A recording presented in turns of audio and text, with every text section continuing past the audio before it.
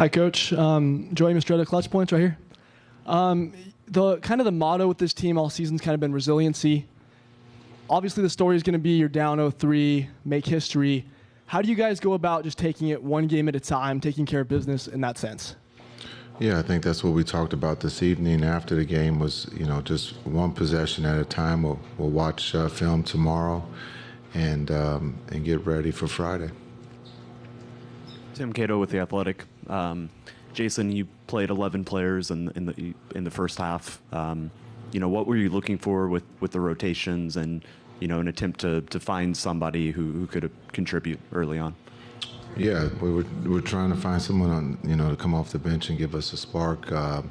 It doesn't always have to be someone making a shot. And I thought the guys that played tonight, helped us get the lead or get back into the game. When you look at some of the guys who played, we got good looks. Some of them made them, some of them didn't. But I thought the group that played there, once that third quarter, got away from us, it just showed the group kept playing. And I thought D-Live was great during the timeouts. He was, still positive and telling guys that we could still get back into this. And it turns, into a one-possession game.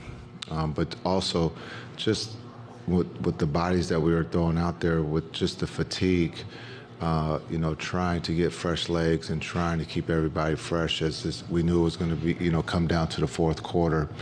And unfortunately, we lost Luka there when he fouled out.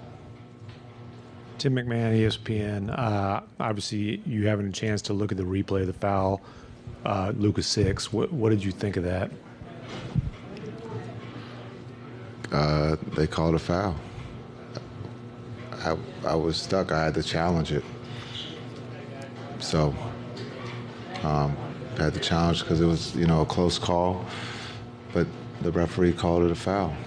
You got to move on, move forward. And then, third straight game, you guys don't crack 100 points. Came out, lighted it up in the first quarter. Why do you think things bogged down really until the fourth quarter for you offensively? Yeah, we missed some layups. We had some good looks. We missed layups. We missed some open threes. We had some. Again, we missed a three.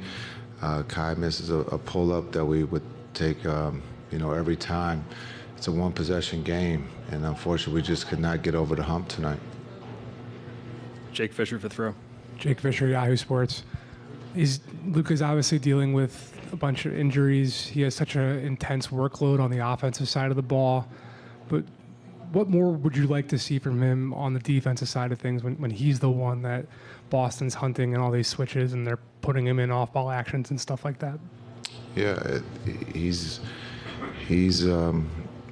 definitely got a bullseye on his chest, and so he's got to be able to guard and understand that we're there to protect him and help him if he does get beat. But again, he's carrying the load offensively, and they are putting him in every pick and roll and ISO, and so he's got to be able to play the game where he can rest on offense and let others carry the load. Right, fourth row. Yeah, Coach Daniel Bell, BSO. You guys were 10 of 13 in the paint in the first quarter, 16 of 41 after that. What did you see from the Celtics that gave you guys a problem after the first? Yeah, I don't know if it was the Celtics. I think we just we missed some bunnies tonight. Understanding that that's just part of the game. I think with fatigue, mentally and physically, we just missed some layups that we hadn't missed here in the playoffs. And give them credit; they make it tough, and they will wear on you as the game goes on. We got off to a good start, but I didn't see where they affected us in the sense of we missed some layups, and that's just a game of basketball. It happens. Right here in the middle. Blake Elliott, 105.3 The Fan. Jason, outside of the film room and X's and O's that you'll do over the next day until Game 4, what is kind of a way to clear your mind or clear the team's mind or get the kind of a different message through for Game 4 to them? Yeah, I think for us, this is a quick turn, so we don't have time to like go to the park or anything. We got to figure out how to score the ball, take care of the ball. Again, Brown and Tatum, when you give up 60 points to those guys, we don't have time to go clear our minds. We got to do better, and that's for everybody who's playing. On the left, Amin El Hassan, Meadowlark Media. Coach, what was there any discussion about Luka's fifth foul? I'm challenging that when Jaylen Brown hooked, and if not, why not? Maybe we should have challenged all of them. I mean, you're going to ask that question about challenging the fifth foul. Why wouldn't we challenge them all? Well, I mean, just because it seemed because Brown hooked him, it looked like there was a hook there, and yeah, looks can be deceiving. Dan on the left. Dan Devine, Yahoo Sports. Two-possession game in the final minute in Game 2, two-possession game down into the final minute in Game 3. To come away from that, down 0-3, how do you keep the guys feeling positive moving into Game 4 as opposed to feeling like kind of maybe you missed your best shot? Yeah, that's a great question. I think when you look at experience, we're all learning, what it means to be on this stage and going through it. There's a lot of young players on our side who have never done this before. So just to understand, we'll talk about that this experience that we're going through is a healthy thing. It's not a bad thing.